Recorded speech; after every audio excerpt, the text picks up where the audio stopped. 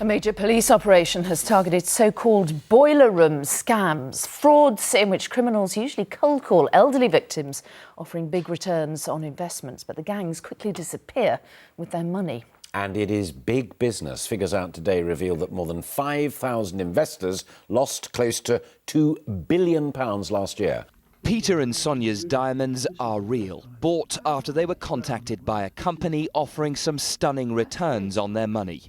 I didn't listen to common sense because it looked a pretty good investment at the time. But their investment has lost its sparkle.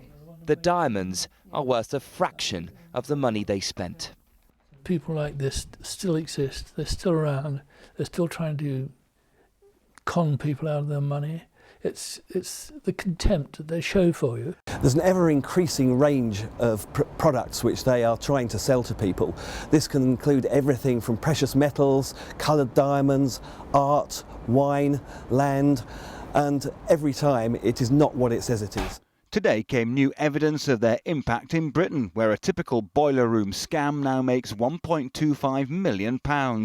Last year, £1.73 billion of fraud was reported, with 5,252 victims, with the average loss being £20,000. Operation Broadway is a City of London police-led operation working with a number of law enforcement and partner agencies. Together, utilising our collective powers, we are targeting fraudsters who are committing investment fraud in the City of London. We're looking at offices full of young lads, usually making aggressive, high-pressured calls. Police and trading standards preparing for raids across London at 10 locations. The police and trading standards actually believe there could be dozens of illegal businesses operating out of this one tower block, and they're now going in to establish whether that's true or not. We're from Trading Standards and the police. We've got colleagues here from HMRC with us. Okay. Inside, they found 3 companies, 2 of which were virtual, falsely claiming to be based here. It's locked. There's no one in there. There's no one in there. When the team arrived to investigate suspected fraud at this company, though computers were left on, the office was deserted. They've apparently downed tools and left at short notice. This is not uncommon, no, but we are generally moving in. It's disruption. It's actually getting people out of those rented accommodation addresses and out of the city. We targeted 3 financial districts, so it was the City of London, Westminster and Canary Wharf. We delivered 16,000 awareness leaflets targeting train stations at key times. In addition to that, we visited 25 premises. Out of those premises, we then visited 17 companies operating within those premises and conducted over 150 intelligence checks.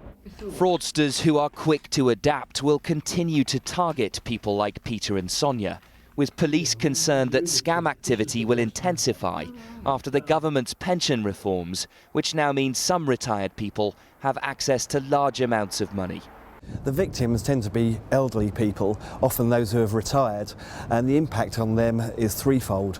Firstly, it can have a severe financial impact on them. They can potentially lose their whole life savings. Secondly, it can have a serious effect on their own health. And thirdly, there's a social effect, possibly on their family and friends. We want to disrupt the criminals and stop them operating in the city, stop them making the City of London a desirable place to thrive. We want to prevent further victims falling foul of these type of scams. The key message we want to get across is if it sounds too good to be true, it probably is. That may sound cliched, but that is exactly what we are finding. Often people are sold products which sound absolutely fantastic, but in reality they are getting conned, they are getting scammed, and it's fraudulent.